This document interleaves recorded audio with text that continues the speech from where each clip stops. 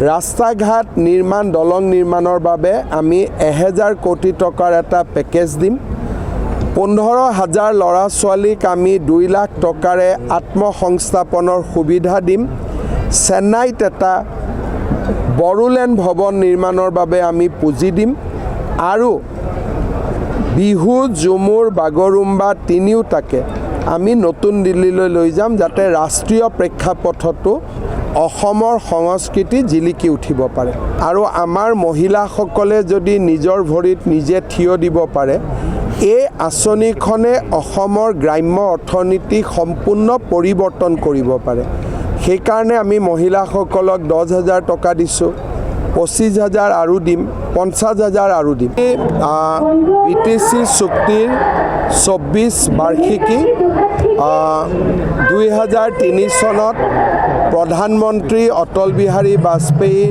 কাৰ্যকালত বিটিচি চুক্তি স্বাক্ষৰিত হৈছিলে আজি এটা অত্যন্ত আনন্দৰ দিন মই বিটিচিবাসীক এই 24তম চুক্তিৰ যি বাৰ্ষিকী উৎসৱ তাৰ বাবে মই ধন্যবাদ আৰু অভিনন্দন জ্ঞাপন কৰিছোঁ আৰু বিটিচিৰ সৰ্বাংগীন উন্নয়ন কামনা কৰিছোঁ আপুনি 2003 যেতিয়া চুক্তিখন স্বাক্ষৰ হৈছিল তেতিয়াও দেখিছে আৰু 24 বছৰ পিছত কিমান পৰিৱৰ্তন দেখা পালে 2003 যেতিয়া চুক্তি স্বাক্ষৰিত হৈছিল প্ৰথম 6 মাহখন চুক্তিৰ কাৰ্যকৰীকৰণৰ কাম হাতত লওঁতে বহুত মন্থৰ হৈছিল তেতিয়া অসম চৰকাৰে মোক দায়িত্ব দিছিলে যে চুক্তিৰ কাৰ্যকৰীকৰণত মই ব্যক্তিগতভাৱে চোৱা চিতা কৰিব লাগে সেই সময়ত মই কোকৰাঝাৰত প্ৰায় প্ৰতি 15 দিনৰ মূৰে মূৰে আহিছিলোঁ আৰু আমি ষ্টেট গভৰ্ণমেণ্টৰ ডিপাৰ্টমেণ্টসমূহ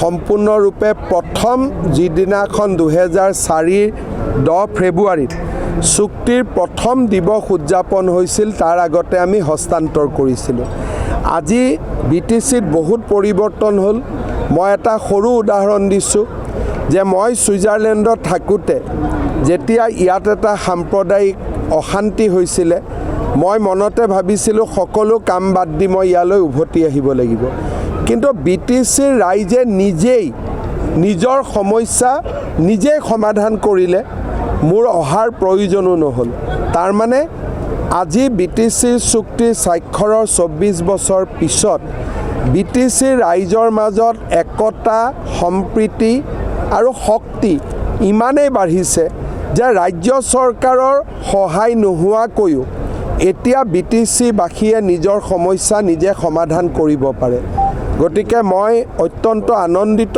মই গৰ্বিত আপুনি 5টা পেকেজ ঘোষণা কৰিছে আজি বিটিচিৰ ইলেকশ্যনৰ সময়ত যদিও বিজেপিয়ে বহুত ভাল ফল দেখুৱাব পৰা নাছিলে মই বহুতবোৰ প্ৰতিশ্ৰুতি দিছিলোঁ যদি প্ৰতিশ্ৰুতি দিছোঁ তাক পূৰণ কৰিব লাগিব হাগ্ৰামা মহিলাৰীও ইলেকশ্যনত বহুত প্ৰতিশ্ৰুতি দিছিলে আমাৰ প্ৰতিশ্ৰুতিবোৰ যাতে আমি বাস্তৱত পৰিণত কৰিব পাৰোঁ ৰাস্তা ঘাট নিৰ্মাণ দলং নিৰ্মাণৰ বাবে আমি 1000 কোটি টকাৰ এটা পেকেজ দিম 15,000 লৰা ছোৱালীক আমি 2 লাখ টকাৰে আত্মসংস্থাপনৰ সুবিধা দিম চেন্নাইত এটা বড'ল ভৱন নিৰ্মাণৰ বাবে আমি পুঁজি দিম আৰু বিহু ঝুমুৰ বাগৰুম্বা তিনিওটাকে আমি নতুন দিল্লীলৈ লৈ যাম যাতে ৰাষ্ট্ৰীয় প্ৰেক্ষাপটতো অসমৰ সংস্কৃতি জিলিকি উঠিব পাৰে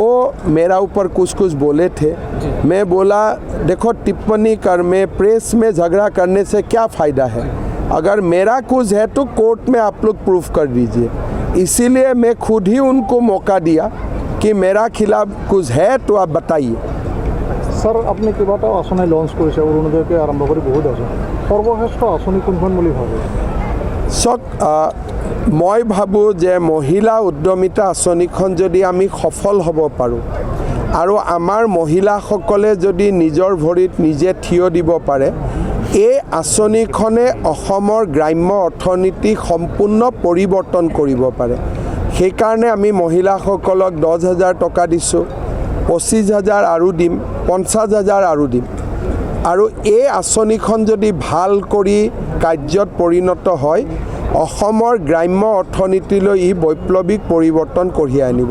sir on Sunday you have exposed the এছাৰতো একো নাই, আই থিংক কালি পৰহি লিষ্ট ওলাই যাব।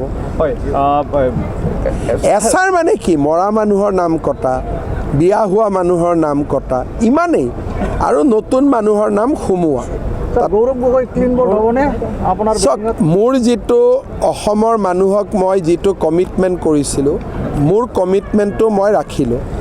যেতিয়া প্ৰথমবাৰ মই কৈছিলোঁ যে গৌৰৱ গগৈৰ পত্নী বিদেশী, তেতিয়া গৌৰৱ গগৈয়ে নিজৰ পত্নীৰ বিহুৰ মুগাৰ মেখেলা চাদৰ পিন্ধা ফটো এখন দি কবিতা লিখিছিল যে মই কিমান মিছা কথা ক'ব পাৰোঁ। আজি মই অসমৰ ৰাইজৰ আগত প্ৰমাণ কৰি দিলোঁ যে ৰাজনীতিত হিমন্ত বিশ্ব শৰ্মাই এটা অসত্য কথা নকয়।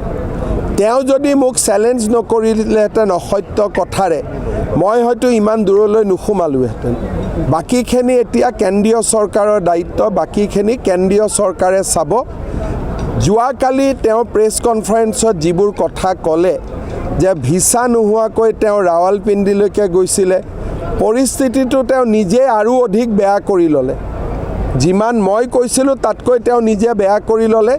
যেতিয়া নিজ মুখেদিয়ে তেওঁ কৈছে, তেওঁ নিজেই উত্তৰ দিয়ক, কেন্দ্ৰীয় চৰকাৰে যেতিয়া তেওঁক সোধা পোছা কৰিব। Have you any got communication from Home Ministry? We have not even written. I have not even signed a cabinet memorandum. Today evening I will do. Government doesn't move at that lightning speed.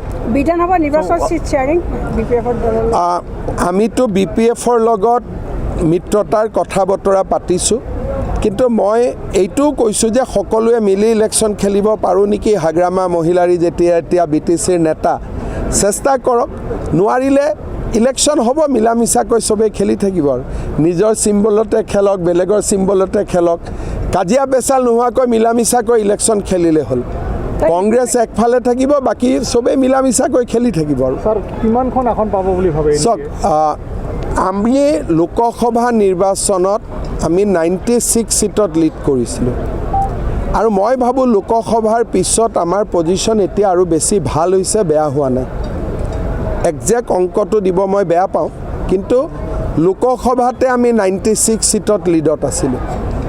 হ'ব sir, Zubeen ক্ষেত্ৰক লৈ বহুত আজি ধুনীয়া চাফা কৰি আছে।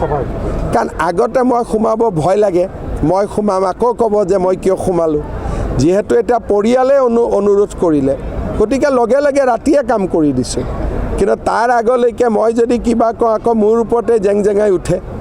সেইকাৰণে মই নিজে ইনিচিয়েটিভ লোৱা নাই, কিন্তু মোক যি কয় মই সেইটো কৰি দিওঁ।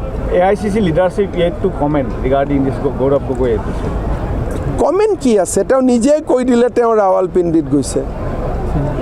ইয়াত আৰু কমেণ্ট কি দিব? মই কোৱা কথাৰ কমেণ্ট দিব পাৰে, এতিয়া তেওঁ নিজে কোৱা কথাৰ কেনেকৈ কমেণ্ট দিব? তেওঁ যে ৰাৱালপিণ্ডিত গৈছে, আৰু ৰাৱালপিণ্ডি পাকিস্তান আৰ্মিৰ হেডকোৱাৰ্টাৰ, এইটোতো মই কোৱা নাছিলোঁ, মইতো নাজানিছিলোঁৱে, তেওঁহে কৈছে। গতিকে তেওঁ কোৱা কথাৰ ওপৰতে আপুনি কি টিপ্পনী দিব? এইটো তেওঁৱে কৈছে, এইটো স্বীকাৰোক্তি টাইপ হৈ গ'ল। হ'ব।